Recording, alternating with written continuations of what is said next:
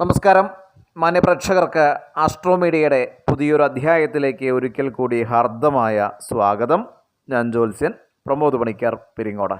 ഇന്നത്തെ അധ്യായത്തിൽ ചില രാമായണ ചിന്തകളാണ് ഉൾപ്പെടുത്തിയിരിക്കുന്നത്. സാധാരണയായിട്ട് നമ്മൾ ജ്യോതിഷ സംബന്ധിയായിട്ടുള്ള വിശേഷങ്ങളാണ് നമ്മുടെ ചാനലിൽ പങ്കുവയ്ക്കാറ്.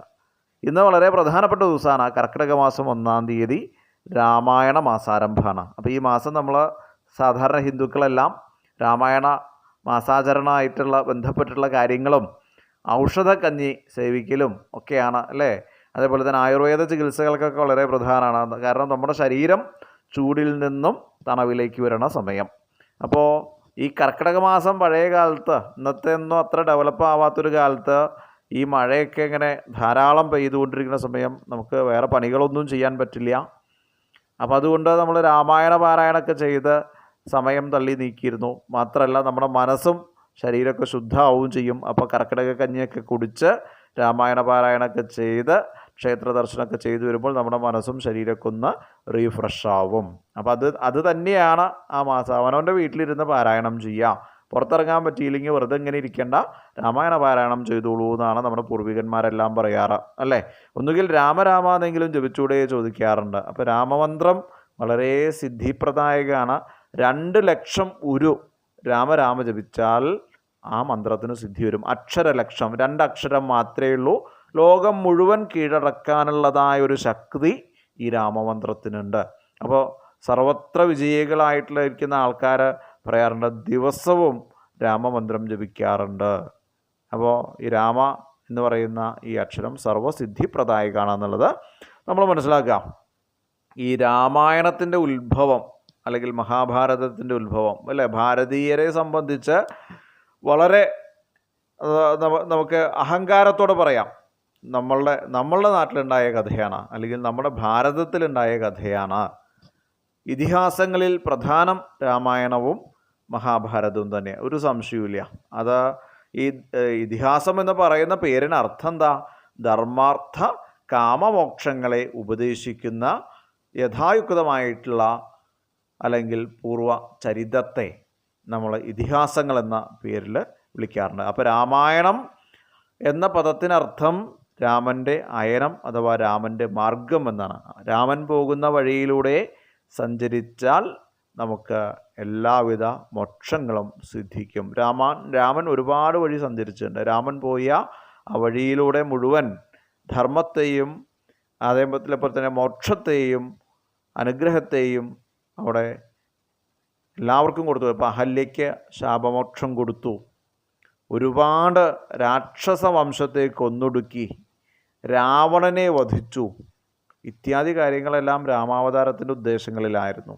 അപ്പോൾ ഈ രാമാവതാരം സംഭവിക്കുന്നത് ത്രേതായുഗത്തിലാണ് അല്ലേ. ത്രേതായുഗത്തിലാണ് രാമാവതാരം സംഭവിക്കുന്നത്.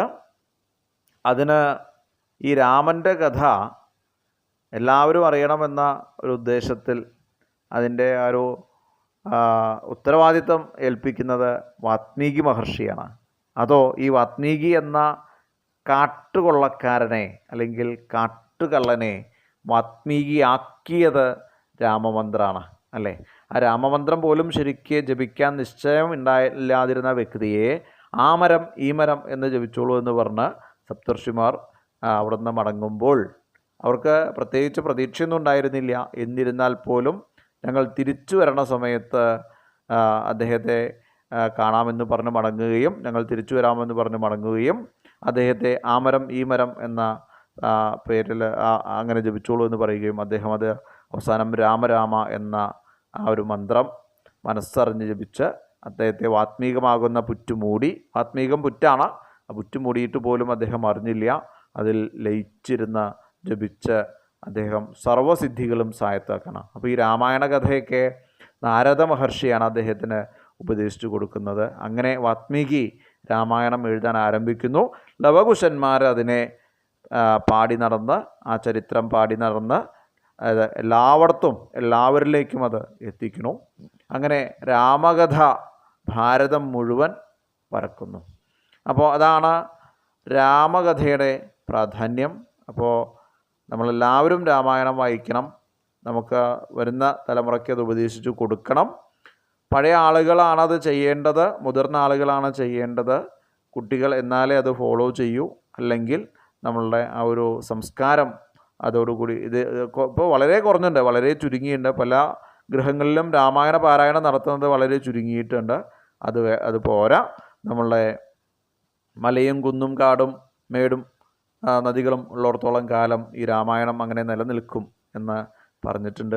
നിലനിൽക്കും, അതിനുള്ള ആളുകളുണ്ടാവും, സംശയമില്ല. പക്ഷേ എല്ലാവരും രാമായണം പാരായണം ചെയ്യുന്നതിൽ ശ്രദ്ധ കണ്ടെത്തണം. നമ്മുടെ മനസ്സും ശരീരമൊക്കെ ശുദ്ധാവും, മാത്രമല്ല ബുദ്ധി വർദ്ധിക്കും. മറ്റുള്ളതായ ദുഷ്ചിന്തകളെല്ലാം, രാക്ഷസീയ വാസനകളെല്ലാം നമ്മളിൽ നിന്ന് അകലുകയും ചെയ്യും. അപ്പോൾ ദശരഥ മഹാരാജാവായിരുന്ന ദശരഥൻ്റെ പുത്രന്മാരിൽ അഗ്രഗണ്യനാണ്, പ്രഥമനാണ് രാമൻ എന്ന രാജാവ് അല്ലേ. അദ്ദേഹത്തിന് രാജ്യം ഭരിക്കാനുള്ളതായ ഭാഗ്യമൊക്കെ സിദ്ധിച്ചിട്ടുണ്ട്. ഈ രാവണയുദ്ധം കഴിഞ്ഞ് പിന്നെയും 10,000 വർഷം രാജ്യം ഭരിച്ചു എന്നാണ്. അപ്പോൾ നമ്മൾ 24,000 ശ്ലോകങ്ങളാണ് രാമായണത്തിലുള്ളത് എന്ന് അറിയണം. 500 കാണ്ഡങ്ങളാണ്, 500 സർഗങ്ങളാണ് രാമായണത്തിൽ ഉള്ളത് എന്നറിയണം. 6 കാണ്ഡങ്ങളാണ് രാമായണത്തിൽ ഉള്ളത് എന്നറിയണം. ഈ 6 കാണ്ഡങ്ങൾ ഏതൊക്കെയാണ്? 1 ബാലകാന്ഡം, 2 അയോധ്യാകാന്ഡം, 3 ആരണ്യകാന്ഡം, 4 കിഷ്കിന്ധാകാന്ഡം, 5 സുന്ദരകാന്ഡം, 6 യുദ്ധകാന്ഡം. പിന്നെ ഉത്തരരാമായണം എന്ന് പറയുന്ന ഒരു ഭാഗവും അതിനോട് ബന്ധപ്പെട്ടിട്ടുണ്ട്. പ്രധാനമായിട്ട് 6 കാണ്ഡങ്ങളും 500 സർഗങ്ങളും 24,000 ശ്ലോകങ്ങളും. അപ്പോൾ ഈ 24,000 ശ്ലോകങ്ങൾ ഒരു മാസം കൊണ്ട് നമ്മൾ പൂർത്തിയാക്കേണ്ടതാണ്. അങ്ങനെയാണ് രാമായണം വായിക്കുക. പിന്നെ ഈ രാമൻ രഘുവംശത്തിൽ അഥവാ ഇക്ഷ്വാകു വംശത്തിൽ പറഞ്ഞ ആളാണെന്നറിയാം അല്ലേ. സൂര്യവംശജനാണ് രാമൻ. ഈ രാമൻ്റെ അച്ഛൻ്റെ പേരാണ് ദശരഥ മഹാരാജാവ്. ഈ ദശരഥ മഹാരാജാവിനൊരു പ്രത്യേകത എന്താ വെച്ചാൽ ദിക്കിലേക്കും രഥത്തെ പായിക്കാൻ കഴിവുള്ളവനാണ്. 10 ദിക്കിൽ അദ്ദേഹം ഒരുപോലെ രഥത്തെ പായിക്കുന്നതിൽ അല്ലെങ്കിൽ യുദ്ധത്തിൽ സമർത്ഥനായിരുന്നു എന്നാണ് പറയുന്നത്. അദ്ദേഹത്തിന് വളരെ ബുദ്ധിയുള്ള അല്ലെങ്കിൽ മന്ത്രിമാർ ഇന്നത്തെ പോലെയല്ല, വളരെ ബുദ്ധിയിൽ കേമന്മാരായിട്ടുള്ള മന്ത്രിമാർ അദ്ദേഹത്തിനുണ്ട്. അവരുടെ സഹായത്തിൽ അദ്ദേഹം നല്ല രീതിയിൽ ഭരണം കാഴ്ചവെച്ചിരുന്നു. ദൃഷ്ടി, ജയന്തൻ, വിജയൻ, സിദ്ധാർത്ഥൻ, അർത്ഥസാധകൻ, അശോകൻ, മന്ത്രപാലൻ, സുമന്ത്രൻ എന്നു പേരായിട്ടുള്ള മന്ത്രിമാർ അദ്ദേഹത്തെ രാജ്യഭരണത്തിൽ സഹായിച്ചിരുന്നു. അദ്ദേഹത്തിൻ്റെ പുരോഹിതൻ്റെ പേര്, ദശരഥ മഹാരാജാവിൻ്റെ പുരോഹിതൻ്റെ പേര് വസിഷ്ഠൻ എന്നും വാമദേവൻ എന്ന് പറയുന്നുള്ള 2 പേരാണ് പുരോഹിതന്മാരിൽ പ്രധാനികളായിട്ടുള്ളത്.